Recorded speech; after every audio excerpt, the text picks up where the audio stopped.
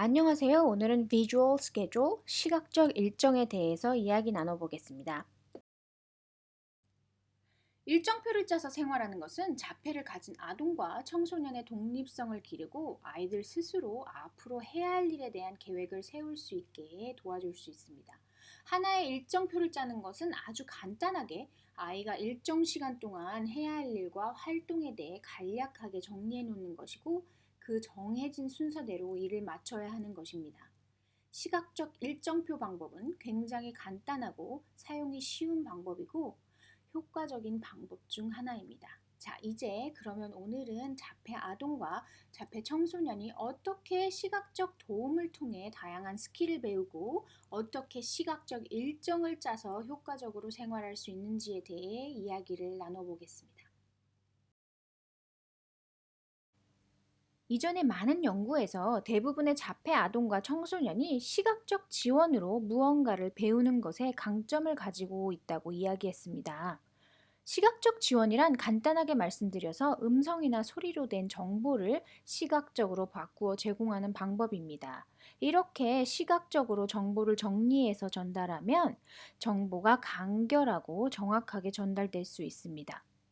아이가 시각적 정보를 접하는 것이 활동이나 상호작용을 시작하는데 큐 사인으로 작용할 수 있고, 다양한 장소에서 이 아이가 무엇을 해야 할지, 어떤 말을 해야 할지에 대한 리마인더가 되어줄 것입니다.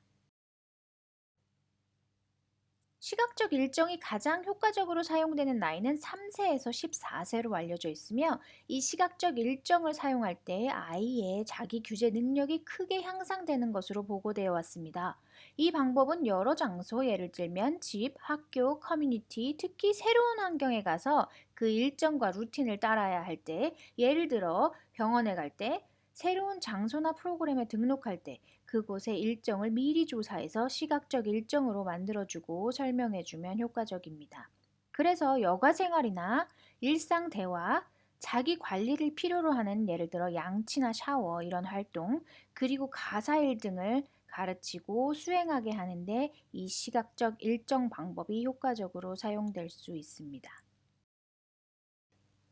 단계별 사용법에 대해 알아보겠습니다. 가정에서 사용하시기 전에 가정에서 일어나는 대략의 스케줄을 정리해 봅니다.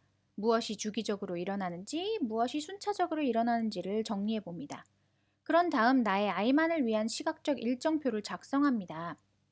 그림, 사진, 아이가 직접 그린 그림, 단어, 짧은 문장, 아니면 이런 형태들의 조합을 고려해 보실 수 있겠는데요. 이 중에서 가장 적절한 시각적 일정표의 형태를 찾아내야 합니다. 나의 아이의 나이를 고려한다거나 나의 아이의 언어 발달 상태를 고려해서 가장 적절한 형태를 찾아서 일정표를 작성합니다.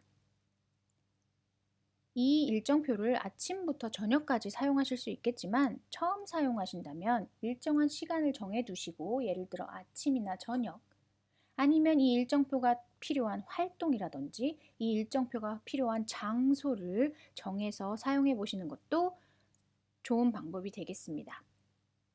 일정표를 작성하신 후에 어디에 놓아야 할까를 결정하셔야 됩니다. 이 일정표 자체가 리마인더가 되기 때문에 아이가 잘 보이는 곳에 배치해 두시면 아이가 활동할 때 더 편리할 것입니다. 그리고 아이가 활동을 할 때 중간중간, 예를 들어 아이가 활동에서 다른 활동으로 옮겨갈 때, 그럴 때 보여주시면 좋은 리마인더가 될 것입니다. 시각적 일정표를 실행하실 때 물론 부모님께서 시각적 일정표를 사용하시면서 말로 설명해 주시거나 할 수 있겠지만, 아이가 시각적 일정표의 목표를 이해하고 시각적 일정표 자체에 대한 의존도를 높이기 위해 말이나 다른 도움은 최소로 줄이시는 게 좋겠습니다. 시각적 일정을 사용하실 때 주의점입니다. 하루에 한 번, 하루에 여러 번, 일주일에 한 번, 다양한 방법으로 상황에 맞게 사용하시면 됩니다. 아무래도 자주 일어나는 일에는 자주 사용하게 되겠죠?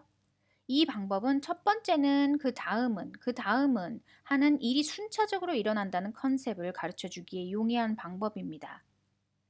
일정표에 여러 가지 일정이 담길 수 있겠는데요. 아이가 하기 싫어하거나 아니면 아이가 하기 어려워하는 일정 이후에는 아이가 하기 좋아하고 원하는 활동이 수반되어야 더 효과적입니다.